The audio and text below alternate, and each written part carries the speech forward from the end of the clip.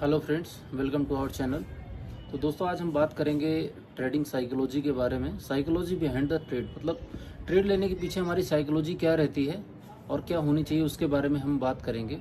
ठीक है, तो जैसा कि अभी ट्रेडर लोग हैं जो इंट्राडे करते हैं, मोस्टली जो स्विंग ट्रेडिंग करते हैं, वो इन चीज़ों को ज़्यादा फेस करते हैं।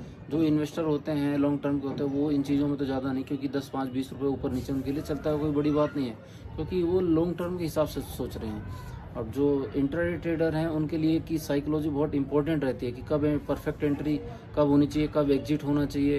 तो इन्हीं चीज़ों के बारे में हम बात करेंगे, जैसा कि साइकोलॉजी का ही एक पार्ट है।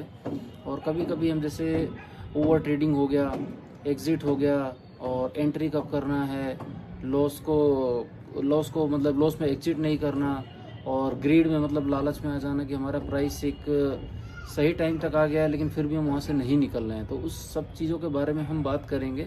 और कभी कभी हमारे मन में डर बना रहता है कि हमारा एसएल ना कट जाए, ठीक है, और हमने एंट्री कर लिया तो प्राइस नीचे चला गया, और फिर तब भी डर रहता है कि एसएल ना चला जाए। तो ये सारी चीज़ें, फोमो या फियर जो भी है, ये साइकोलॉजी का ही पार्ट। हम इस पर आज एक विस्तृत चर्चा करेंगे और किस तरीके से हम इसको स्ट्रॉन्ग कर सकते हैं उस पर भी हम बात कर सकते हैं। ठीक है, तो आइए शुरू करते हैं। ट्रेडिंग की दुनिया में ज्यादातर लोग सोचते हैं कि सफलता सिर्फ अच्छी स्ट्रैटेजी, इंडिकेटर्स या सिग्नल से मिलती है, लेकिन असलियत इससे कहीं अलग है। मार्केट में सबसे बड़ा खेल साइकोलॉजी का होता है।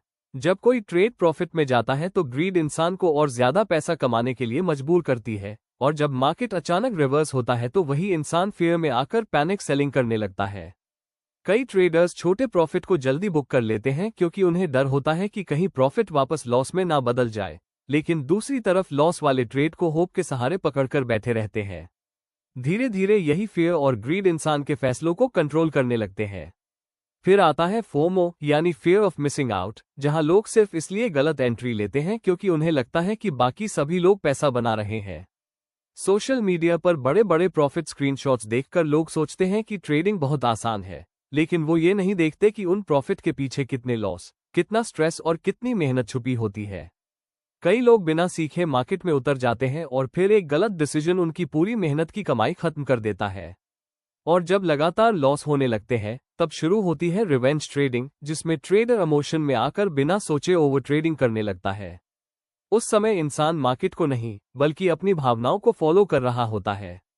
वो हर हाल में अपना लॉस रिकवर करना चाहता है, लेकिन जल्दबाजी और गुस्सा उसे और बड़े नुकसान की तरफ ले जाते हैं। यही वजह है कि ज्यादातर लोग मार्केट में लंबे समय तक टिक नहीं पाते। एक प्रोफेशनल ट्रेडर और एक इमोशनल ट्रेडर के बीच सबसे बड़ा फर्क यही होता है कि प्रोफेशनल ट्रेडर अपने रूल्स फॉलो करता है, जबकि इमोशनल ट्रेडर हर बार अपनी फीलिंग्स के हिसाब से डिसीजन लेता है। सक्सेसफुल ट्रेडर्स जानते हैं कि हर ट्रेड प्रॉफिट नहीं देगा, इसलिए वो रिस्क मैनेजमेंट को सबसे ज्यादा महत्व देते हैं।